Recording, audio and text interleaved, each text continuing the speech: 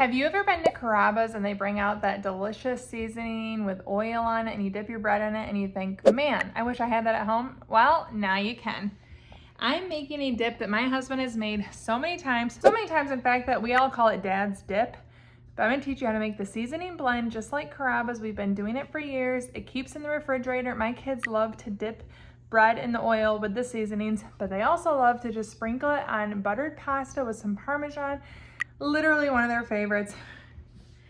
And we're gonna make it together today. Let's go. Okay, so we've had this for so long. I don't remember the origins of this, otherwise I would give credit, but this is if you make a small amount. We make it in a giant batch, so we are doing 1/4 cup of each of these. Generally, we do use garlic powder, but I cannot find it in store. So 1/4 cup of each of these, and then we're gonna blend it with 3 tablespoons black powder and 3 tablespoons kosher salt. So we're gonna get all of this into our food processor and blend it up. And for the teaspoon minced fresh garlic, I'm gonna do 12 cloves instead of that.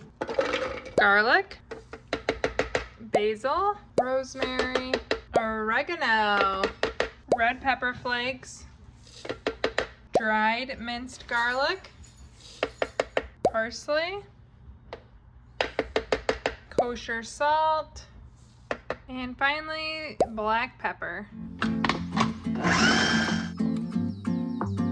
We're just gonna go again for a few minutes. So now that this is all mixed together, I'm gonna store it in this container. It's airtight and we keep it as long as it takes for us to use it. I don't really know what the official word on how long it would be good for is, but we use this anytime I make fresh bread. We use it on subs with oil and vinegar. We use this on pasta. Super delicious, very simple. It smells better than it looks, but this is so good. Now let's test it with some bread.